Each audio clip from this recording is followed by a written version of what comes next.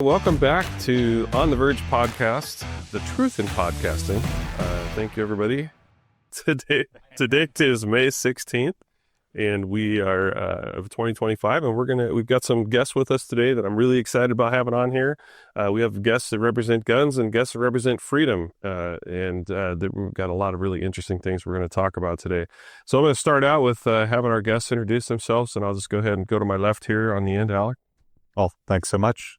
Thanks for having me, Virgil. I'm Alek Skarlatos. I represent House District 4, and I don't know if I'm guns or freedom, but I like to identify as both. You're Republican, so that means you're for both.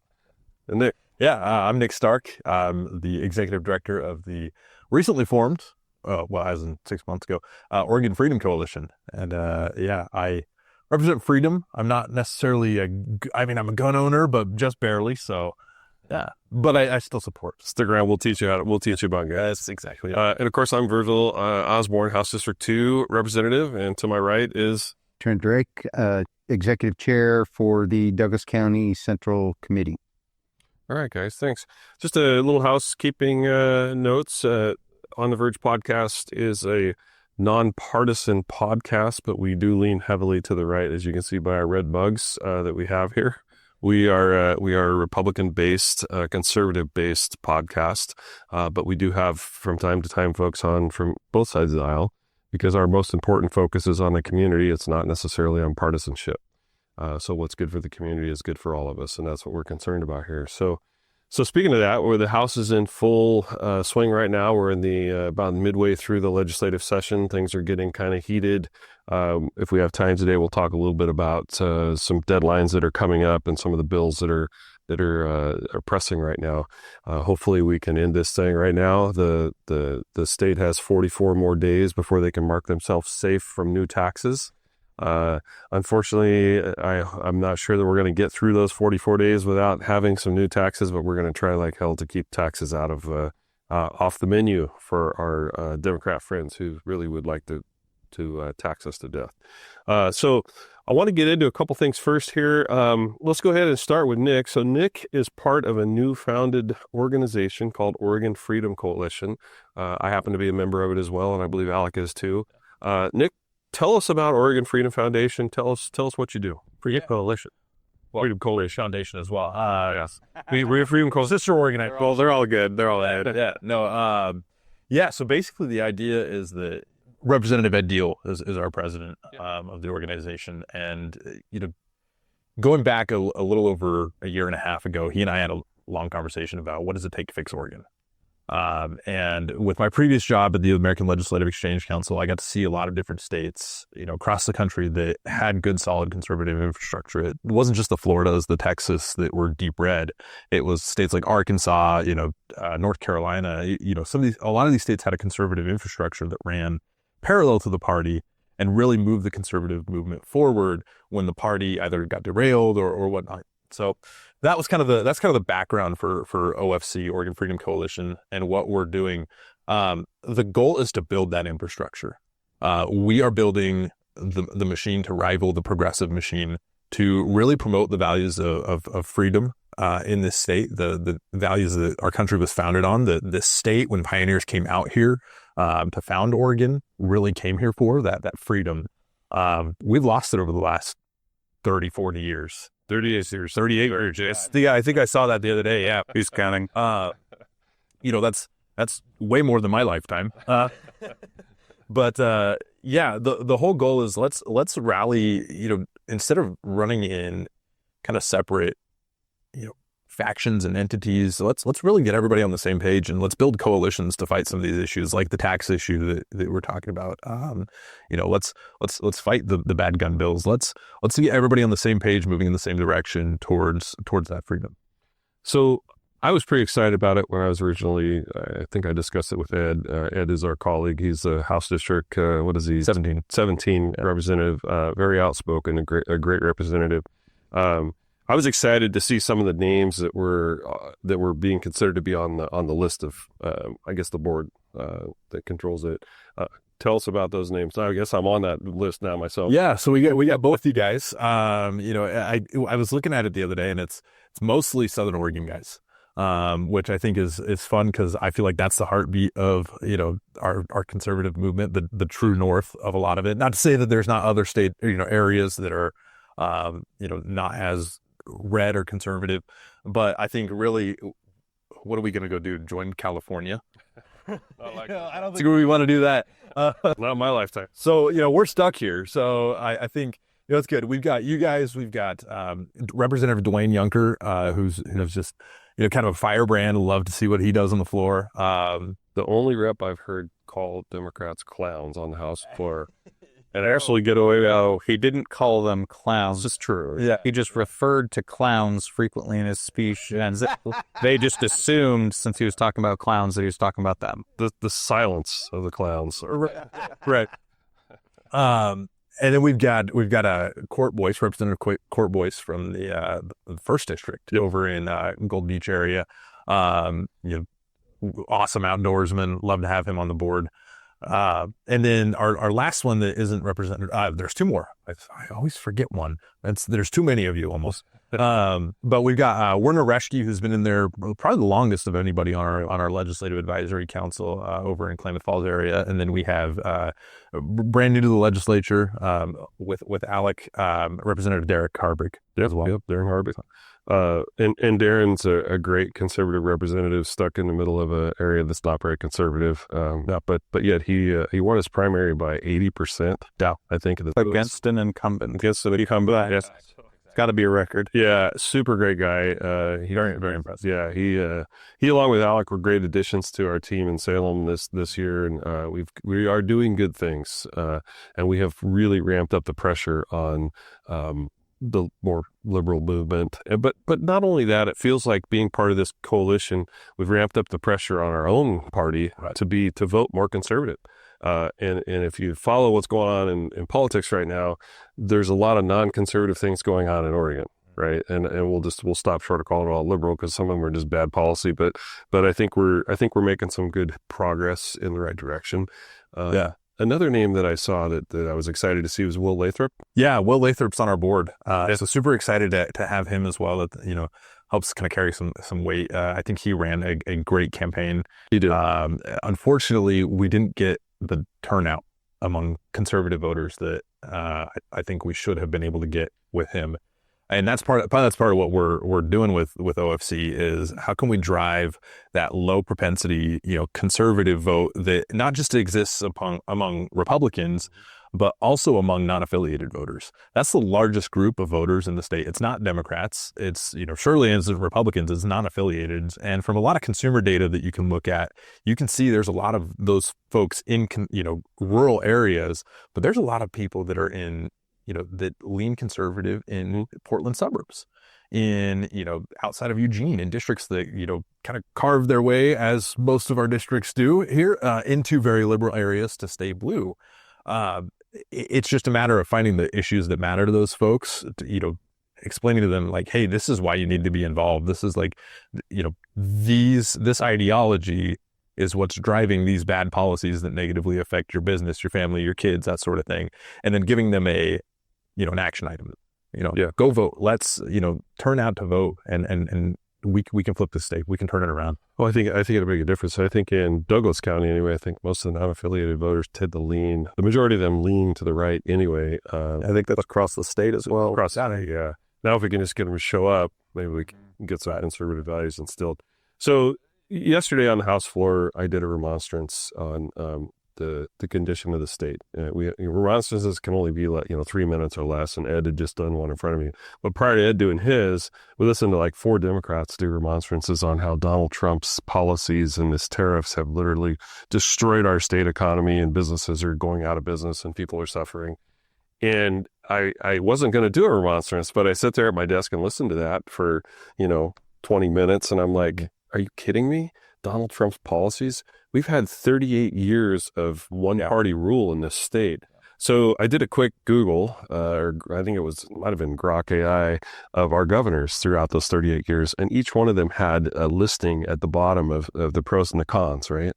And we'll get into all the names, but Ted Kulongoski all the way back to, I don't remember who the first Democrat was, but it was in about 1989 or anyway, something like that.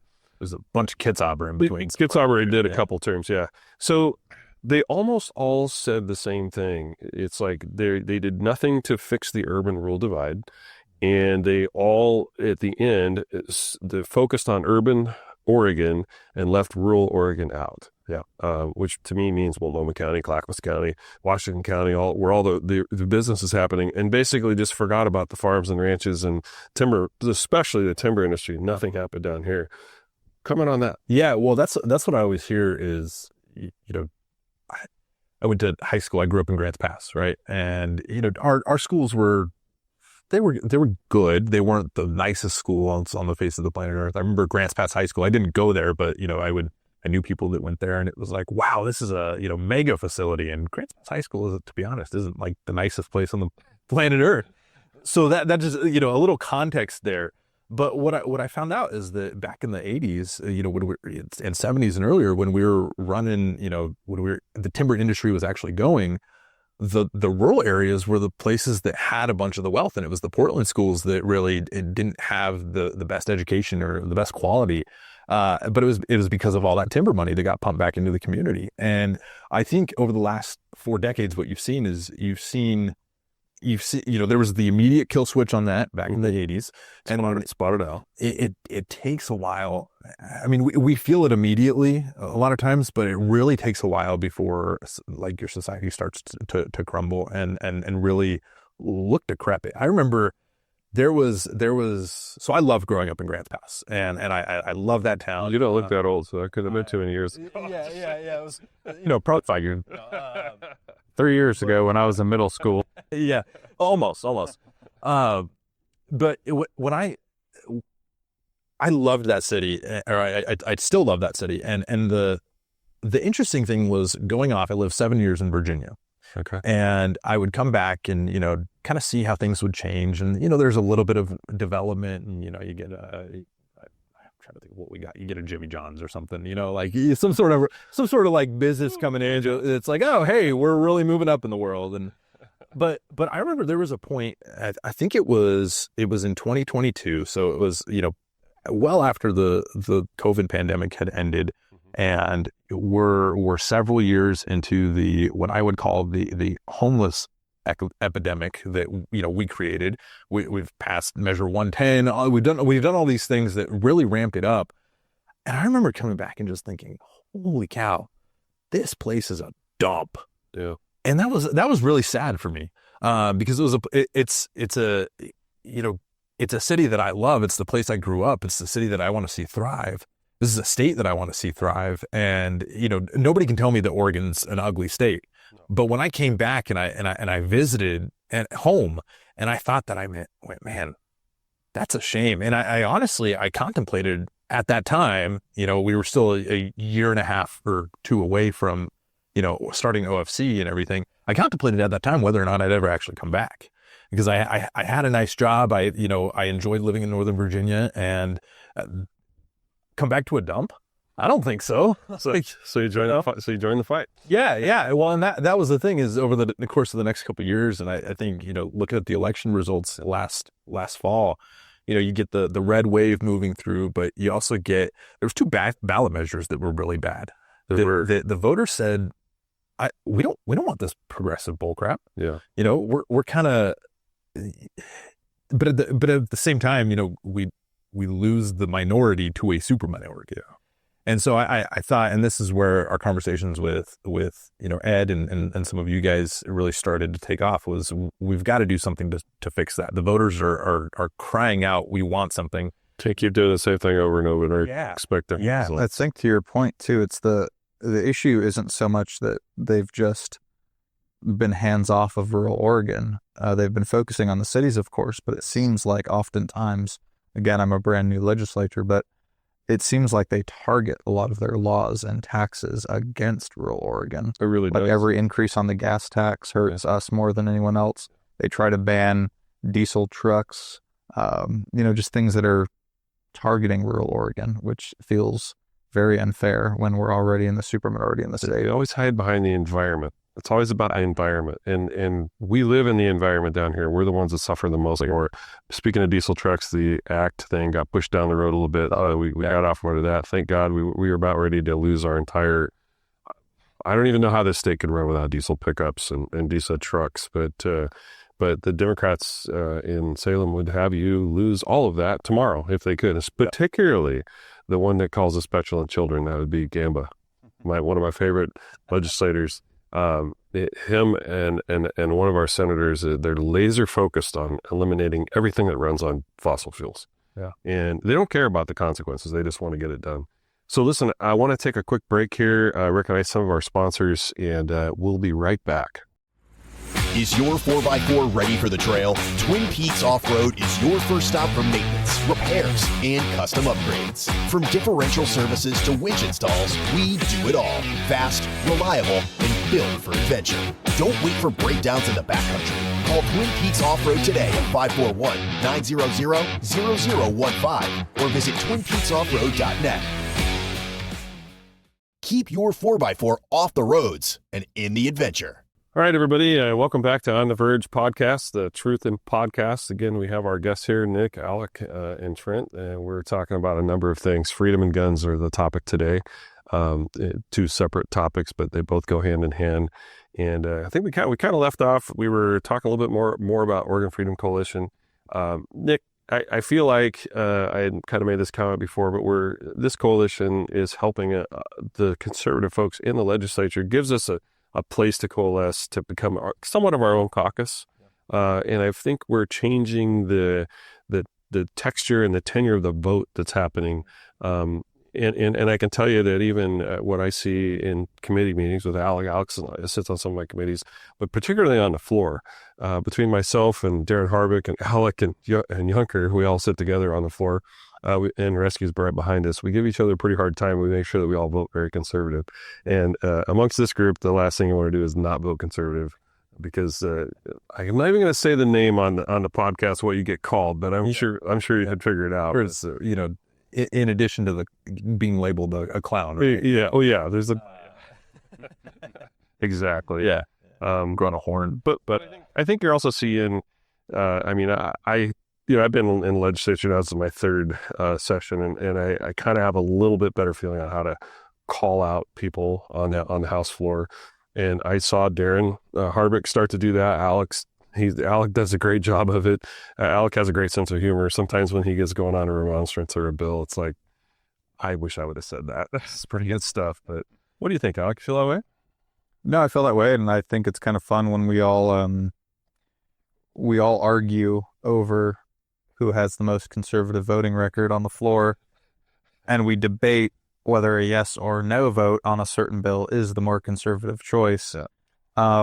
And I would say that we're at least thinking about how we're going to vote, and I would say that's something that probably 80% of the rest of the floor does not do. A lot of people just know how they're going to vote. They don't think about it. They don't do any of their own research, or in the case of the Democrats, they're just told how to vote, and if they don't, they lose their committees. So yeah. Well, that's part of being a minority party. They can't really take it away from us because they already took everything away from us. So all we can do is be a pain in their butt, and we're good at that. And of course, Ed sits in the front row. So, but we all do talk about bills, and if there's something that is, really horrible, we'll stick together on our vote, which has never happened before. When I was here in 23 and 24, we didn't have that kind of thing on the floor. So I'm really happy to be part of that group. Yeah. Well, and I was going to add, like I've just watching you guys the last couple months here, I'm really proud of the voice that you guys have on the floor in the chamber, but also just from what I've seen you guys do internally, from what you guys have told me, just being that baseline for the conservative movement. And I think for a lot of years the mentality has been let's court kind of the swing voters and the independents, and let's take really bad bills, and we'll give up this piece of our ideologies to make this bad thing go away, or to make them a little bit better. And it's like, okay, well, you're still raising taxes, or you're still like putting a partial ban on guns, or doing all these terrible things. And I think we're just making bad bills more palatable for the Democrats on their behalf when they appeal to moderate voters. And I don't think that's the approach we should take. And I think that's what's good about Oregon Freedom Coalition is we kind of I don't know if we move the Overton window, but we hold the Overton window on the far right so that the rest of the party knows, oh, Virgil and Alek and Junker and Harbeck and everyone else are voting this way on a certain bill. Maybe I should think about voting that way because I'm in a safe Republican district. And it truly happens. In fact, I watch the board as we vote sometimes, and everybody will wait till we vote. and and you can do that. You have 30 seconds to put your vote up, and sometimes I'll wait, and I see Alec will wait. We'll wait till the end, and it's like nobody votes.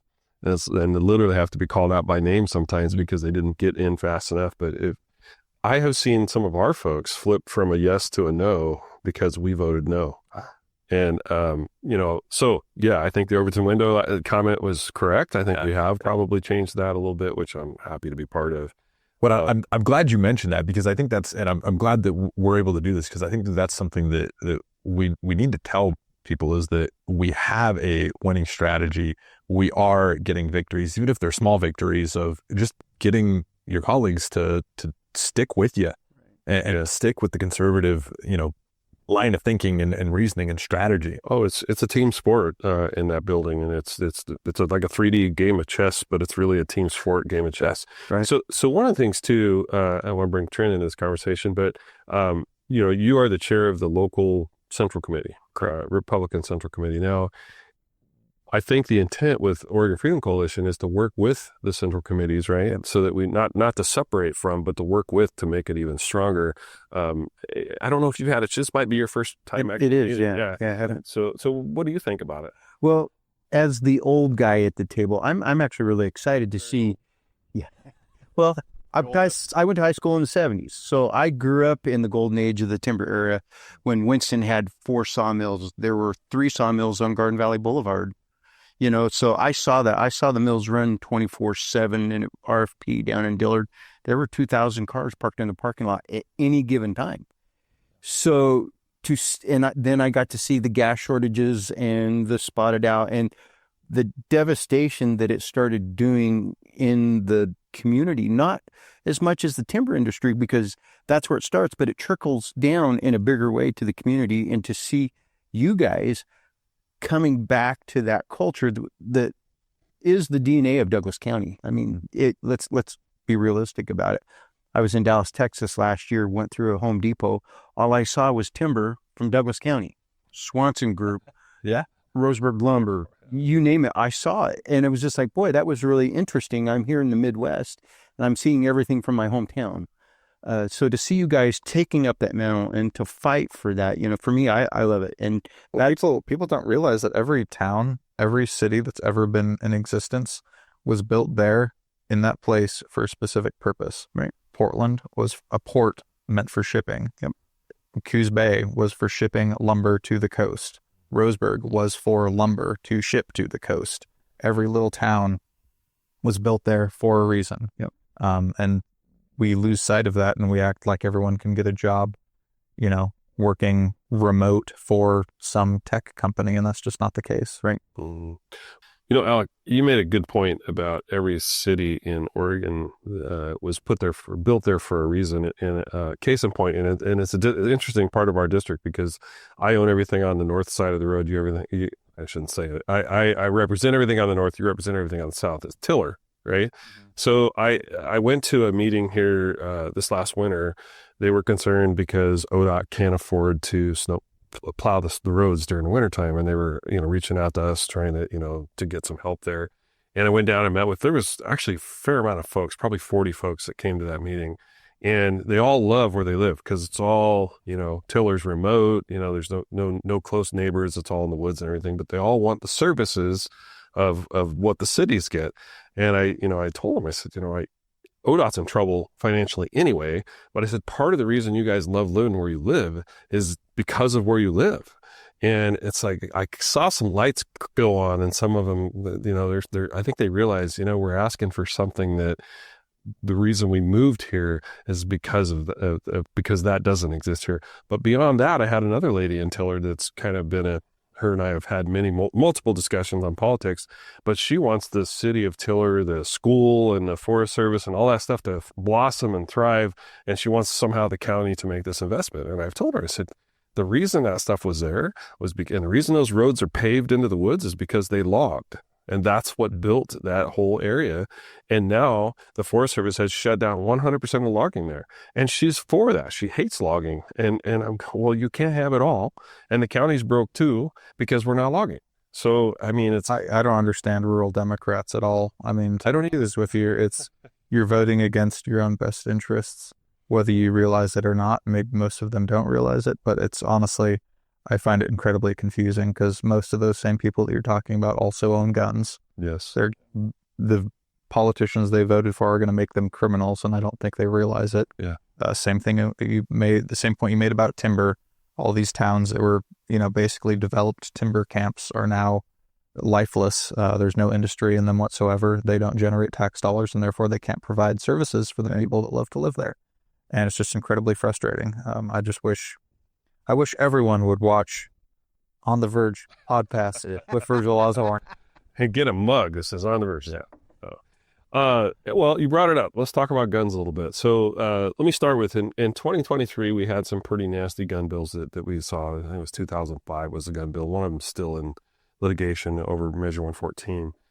And in our caucus in 2023, I was the resident expert on guns. So I kind of took the lead on the fight, in committee and on the House floor. We all gave testimony on the House floor to try to defeat those bills. I remember spending 10 hours on the House floor one day. So in 2025, it thrilled the heck out of me to see Alek come on board because Alek's more of a gun guy than me. And I consider myself to be I have a lot of guns. Alek understands guns probably better than anybody in our caucus. So you kind of got handed the task to, hey, this is your battle now. You got to fight. You got to be the lead on this fight. So tell us how that's going. Oh, I took the mantle on. I was ready. Yeah. I'm something of an extremist myself when it comes to guns. I have an FFL. I have a little Cerakote business, Douglas County Cerakote, shout out. Does fantastic work, by the way. Still a potential sponsor if you up there right there. And so, a lot of these laws would affect FFLs. I think 3076 exclusively targets FFLs. And FFL is for Federal Firearms License Dealer, people that sell you firearms or do gunsmithing work. And I also, was in the military. I was a sniper in the National Guard, the deployment to Afghanistan. I helped stop a terrorist attack in a gun-free continent. Well, so I forgot about that. No, it's so it's an issue that's pretty close to my heart. I typically carry everywhere I go. And seeing some of these gun laws that are coming out from the state, they frankly just don't make a lot of sense. And you can tell that the person that wrote them did a little bit of research, but it's just not quite enough to fully grasp the subject. We see, like I mentioned, the 3076 that's targeting FFL dealers and basically trying to make the state take over most of the stuff that the federal government already does anyway. And they're trying to take that away from the federal government, which doesn't make any sense because then the state's going to have to pay for that. And they're not really going to be doing anything that the federal government doesn't already do. So it wouldn't really make financial sense for the state to do that.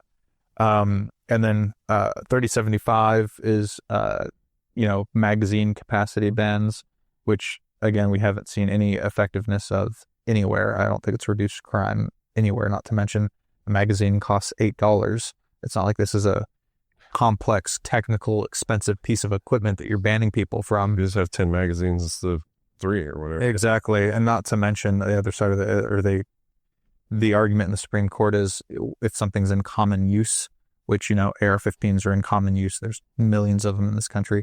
Same thing with magazines. There's millions of them in this country. If it's in common use, it's that much harder for them to ban it from a legal standpoint. It's a legal argument. I won't pretend to understand.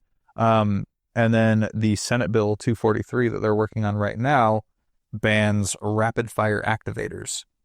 And the issue with that bill is that it bans rapid fire activators, but the language is any device that makes your firearm fire more rapidly than it otherwise would. And so what does that mean? So theoretically, if you can pull, we brought a prop as well. So if you can pull a trigger at, 800 rounds a minute, but your bump stock, which is a rapid fire activator according to this law, makes your weapon fire at 750 rounds a minute, you can theoretically own a bump stock. But I don't think that's the intent of the law. That's not really what they meant. But how it's written, that's how I would define it. So you'd theoretically have to have law enforcement officers with shot timers testing each individual person with how fast they can fire their personal firearm on regular semi-auto to determine what kind of device they could own. Not to mention, it's just incredibly arbitrary. The ATF defines a fully automatic firearm in a very specific way, and a bump stock or a forced reset trigger do not apply to that at all. I mean, that's why they were invented, is to basically go around that law, and there's multiple problems with it. So a bump stock, basically what it does is it allows the stock to move back and forth in a way that bounces the entire firearm against your trigger finger. So every time it bumps, it's firing a round, which frankly is just a little hokey. If you're going to commit a crime, you're probably just going to legally convert it to full auto. The Las Vegas shooting was, I think, the only shooting that's been done with a bump stock. Yeah. And the other one that they're trying to do is a forced reset trigger ban, which simply firearm locks back, ready to fire.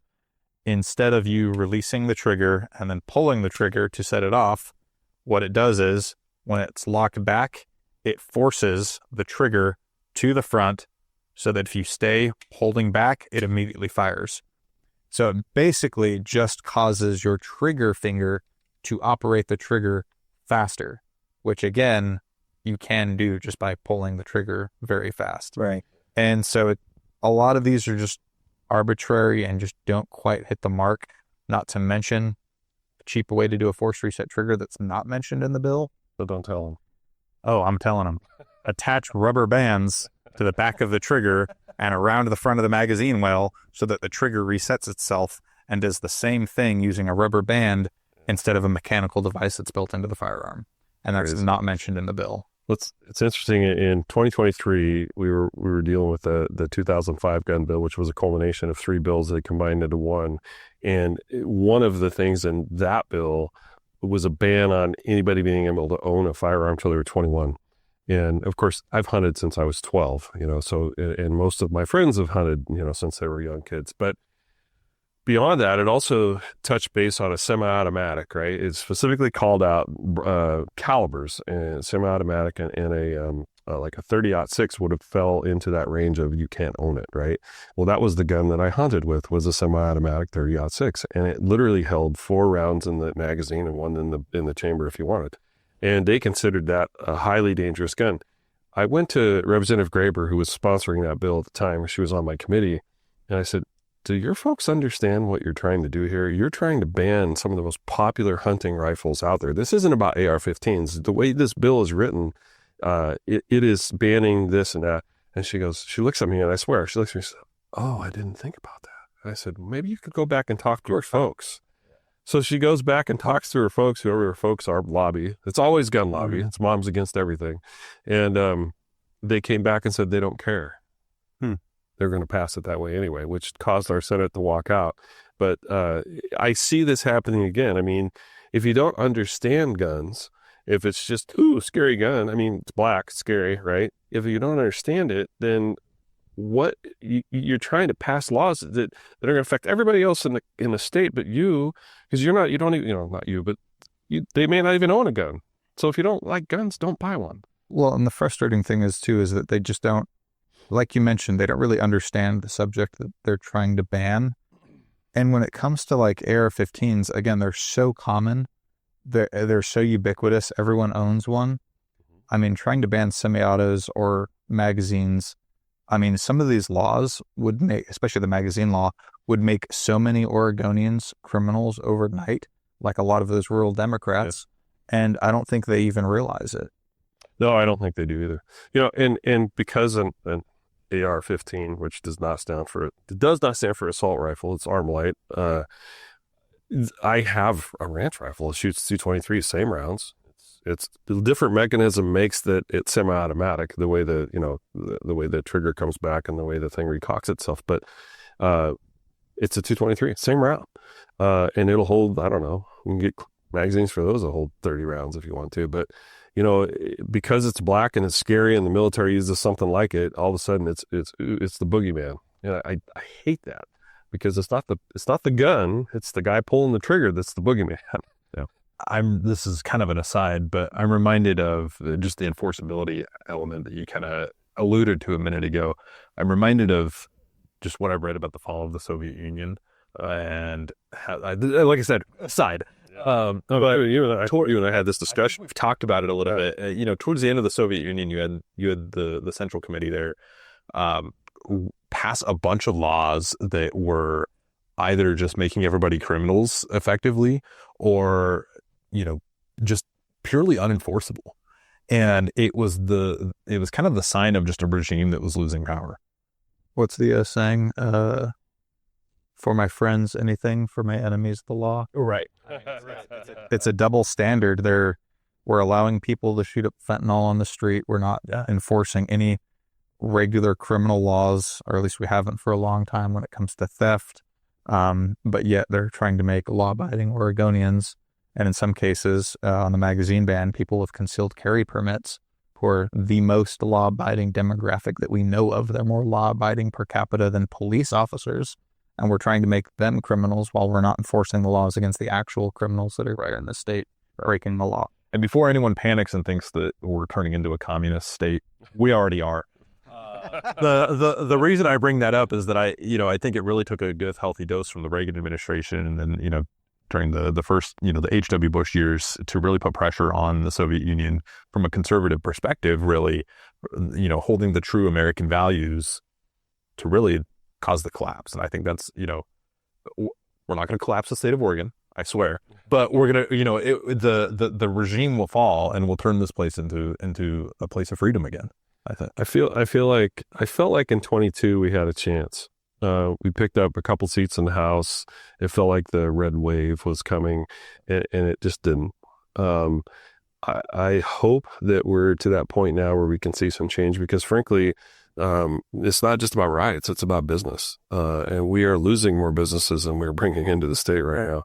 And that's concerning to me. And with that goes so many other things. And I think the common person just doesn't think about this. This is what I did with my previous job, was look at how taxes affected domestic migration.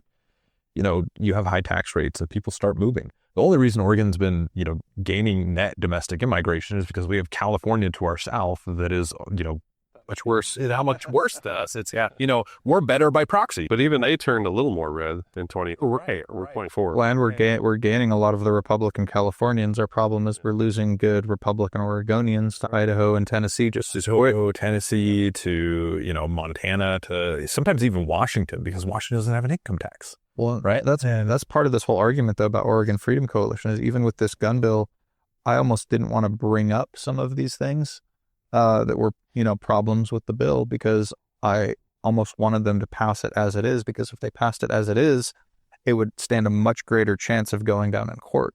If I point out all these legal problems with the bill, if they go back and fix it, now it just is that much more durable to a legal challenge. And it's kind of the argument of, do we as Republicans fight to try to make things incrementally better for the state of Oregon? Do we try to make Democrat bills less bad? Or do we let the Democrats have their agenda and then just point out the contrast of what we would do differently and how much better things would be if we were actually in control? Because right now everything that the Democrats are coming out with is just on a different level of bad or worse. And it's just, I just don't know what the correct answer is there. Well, and I that's why I want to encourage you guys with what you're doing. Like you said, you point out all these flaws in these bills, but it's not like if they fixed them, you'd go vote these bills, right? I think there's a balance to be struck between the two, where, you know, you are pointing out all the legal problems. You're being an actually good representative. But they can still pass it either way, is my point. Right. So do we want them to pass something that's terrible and that could stand up to legal challenges, or do we try to fight? And I guess it's, you know, case by case. In the case of taxes, for instance, I think we're always going to try to fight and hold the line on taxes, because at the end of the day, we don't want people to pay more taxes, and the government's incredibly bloated as it is. But it's just, it's a tough spot to be in. It is. And I think that, that kind of leads me into a segment I want to talk about a little bit, that we just got the revenue forecast. And the revenue forecast says that we are down $755 million, I think it was, from where we thought we were going to be. So out the window goes all of our projects, and now they got to find that money. And there's only one way to find that money. They're going to take it from your kicker tax. They're going to take it from taxes. Go ahead, Nick. You know what my favorite thing about this is? What's that? No, all the commentary is focusing on that point exactly. Oh, we lost $755 million. The budget can still increase by 17% from the last budget enacted. It'd still be even. It's like a $6 billion increase or some crazy number like that. I was looking at it the other day when this came out, and I'm like, oh, we've got revenue shortfalls, and you go to and we still use to this point of, Oregon doesn't have a revenue problem, it has a spending problem. Yeah. And I'm like looking at it, and I'm like, crap, we spent 32 on the last budget. We're trying to still jack it up to 37, which is just shy of the 38 that we had. And I'm like, what? That's exactly what is going on? Not being articulated is it's a shortfall of the amount of money more that they wanted to spend, not what they're currently spending. One of the most interesting points is we were looking at revenue for the state of Oregon, how much money comes in from the federal government, how much money comes in from the state government, and it's tripled since about 2001. Yeah. And more interestingly than that is, if we went back to our 2001 level of government, the entire state of Oregon could have been funded by just the money we get from the federal government. So theoretically, anyway, of our budget. Theoretically, we could have zero taxes in Oregon on anything if we had just gone back to our 2001 level of government, which I think most Oregonians would be happy with. Well, and the biggest segment of our state that's growing is actually the health industry. Doctors, hospitals, all that stuff, and it's all funded from the state. So, so it shows that we were creating all these jobs, but it's all taxpayer funded.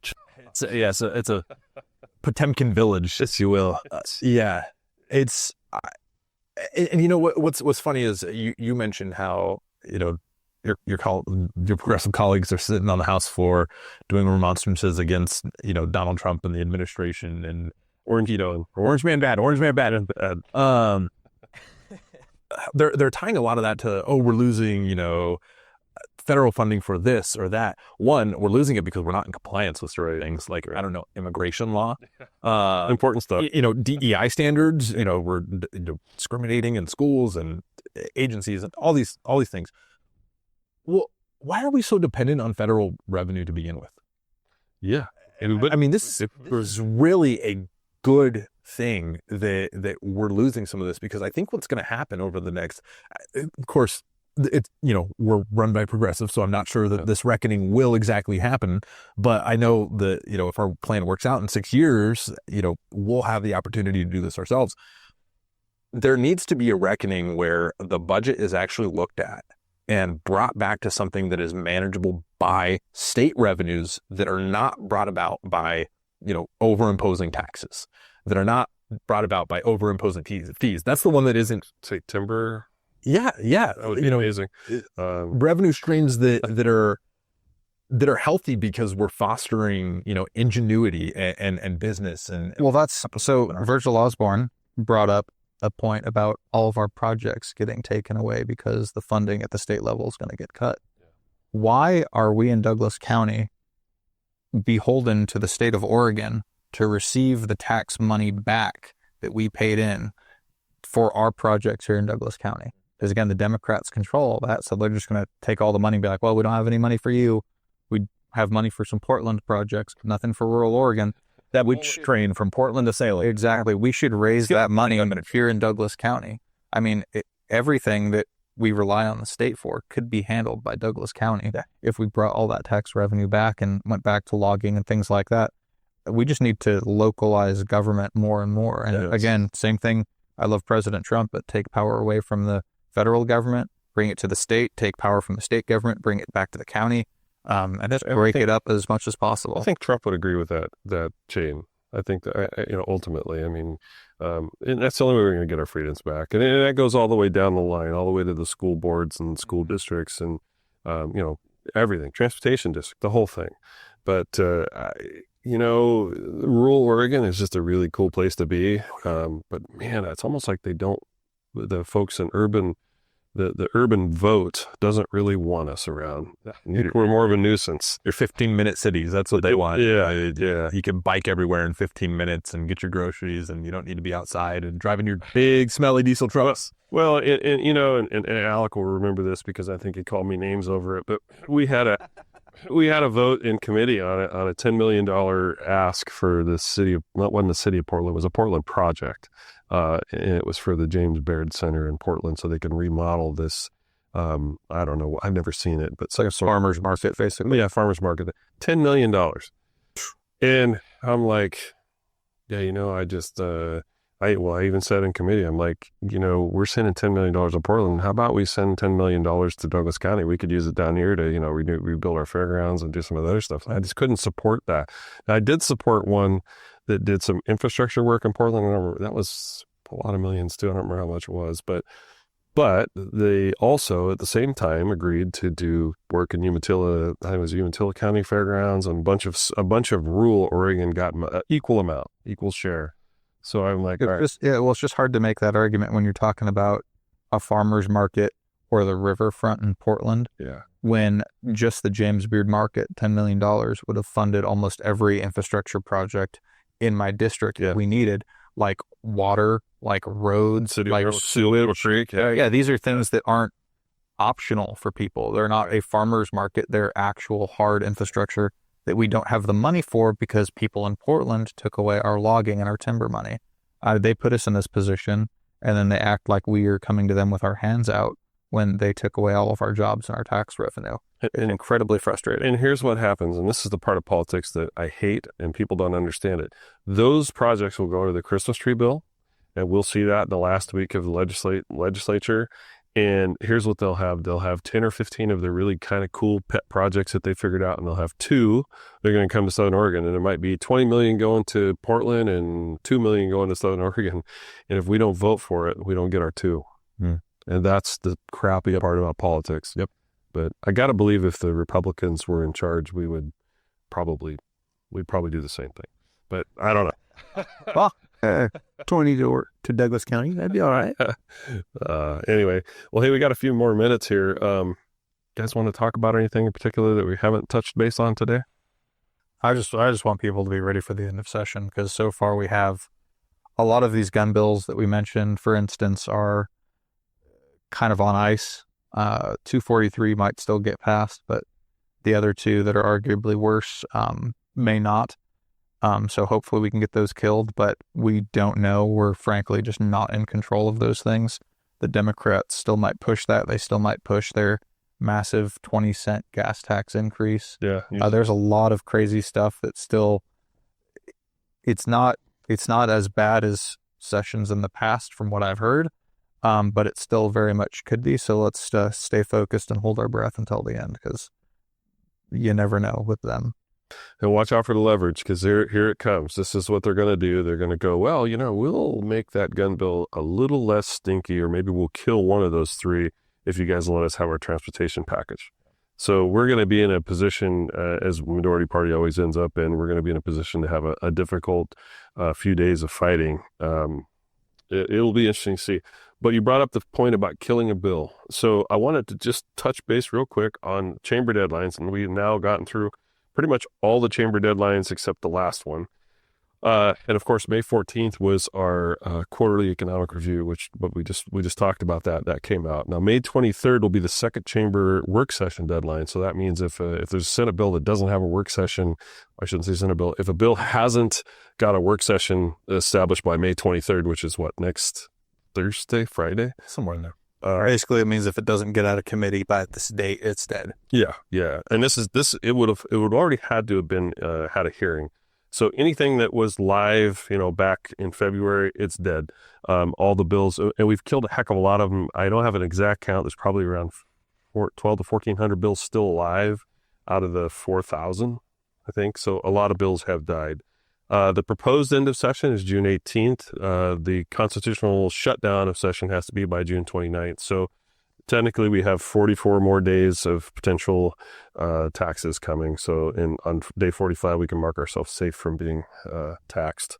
Well, on the positive side, let's mention just a couple of the bills that we, at least allegedly as of today, have hopefully killed. Yeah. Like 3075, 3076, those gun bills, which are the magazine bans and the FFL regulation. We also have the fix tentatively for the fire map that's hopefully going to be a total solve. Forgot all about that. And then we also, we killed a bill on putting meters on private wells. Tentatively, that's killed as well. That was a terrible bill. So if there's any I'm forgetting, feel free to mention them. Yeah, there's I think we killed the bill to put charging stations in apartment complexes and make it the law. I know I hope we kill a right to repair bill or fix it that's coming up. And those two gun bills, 3075, 3076, are parked in Ways and Means right now.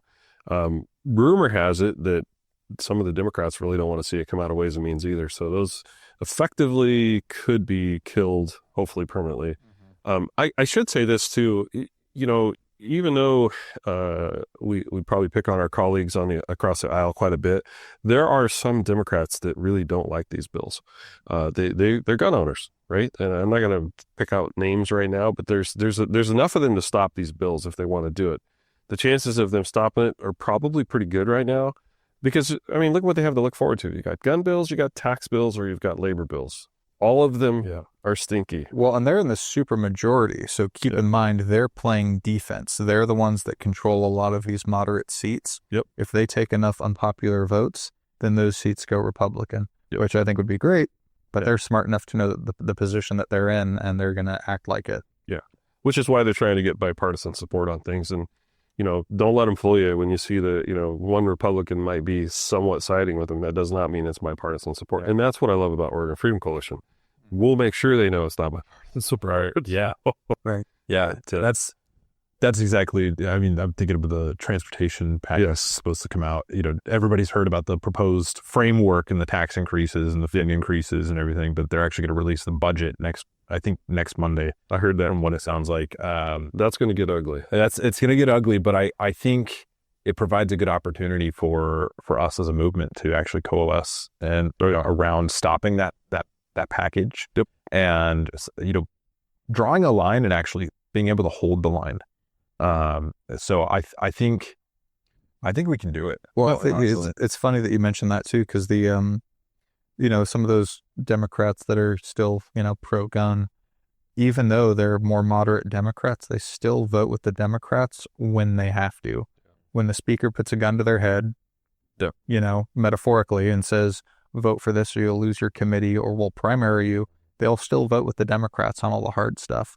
Every once in a while, there'll be an issue on, taxes that go too far or gun laws that go too far. Well, they'll kind of put the brakes on the Democrats, but at the end of the day, it'd be much better if we had a Republican in those seats. For sure. For Oregon Freedom Coalition holding other Republicans accountable so that we all lock up on some of these more contentious votes where we need every vote we can get. Yeah, it's definitely our plan. So, well, listen, guys, we're gonna wrap up here. I didn't get a chance to ask you, Trent. Oh, you have any final thoughts? Well, I think it's really exciting where this is going. In the last election cycle, Oregon voted 40% Republican, and we turned to Marion County voted, which had been blue forever. Really? So we see that momentum coming, and it's great to have you guys understanding that, hey, it's a thing that can happen. But the key is we as conservatives and Republicans, you got to get out the door and go vote. That we're seeing that locally, the apathy for voting is really, you need to get up. It's a privilege to vote, and it's also, we don't want to lose that right. And you lose your rights and your privileges by not voting. Agreed. I should probably give the plug for my website and everything. That's kind of important. I was going to go back to that. That's you're exactly right. Is we've got to. It's just a matter of activating people, and visit OregonFreedom.com. And, you could sign up for our newsletter and, you can donate just $5 a month, that sort of thing. Get other people to do the same. We need to build a pipeline so that way we have good people running for, all these seats that are going to be vulnerable, all these, local level positions that need good, solid candidates. Judgeships. We need people that can work in administration. We need people, we need so much. Will Oregon Freedom Coalition be endorsing in primaries? Probably not. Maybe we should. Maybe Not immediately. We'll have that conversation. We will eventually, maybe. Endorse incumbents. Yeah. No, that's sure. Yeah. Well, thank you both for coming on the show. All three of you actually for coming on the show. This is. I hope that this podcast becomes the kind of like the lighthouse light for a conservative talk. In Southern Oregon, really, and in all of Oregon for that matter. We have quite a following already, and I'd like to see it continue to grow. I like to think again, Little Mill Media. They are the folks that are producing all this, making it happen. Twin Peaks Off-Road is a sponsor. We have another sponsor coming on here shortly. We'll announce him probably at our next podcast. And I heard Alek might want to be a sponsor as well with his FFL. We get a kickback for that. Oh yeah, right. And anybody's welcome to come on again, even though we are right leaning. We do encourage, and we have had very liberal folks come on and have discussions about homelessness and feeding the hungry, and we're always concerned about that. We're first and foremost concerned about what's good for the community, at least on this show, and I think we all would agree with that. And also, if you come on the show, you get one of these fancy little red bugs, and this was Garrett's idea from Little Mill Media, and I kind of liked it, so we got some ordered up. He'll get one today too. So, and with that, I think unless there's anything else you want to touch base on real quick, I think we'll end it for the day. Thanks so much. Yeah, thanks for having us, and look forward to seeing you guys back in the future. Thank you.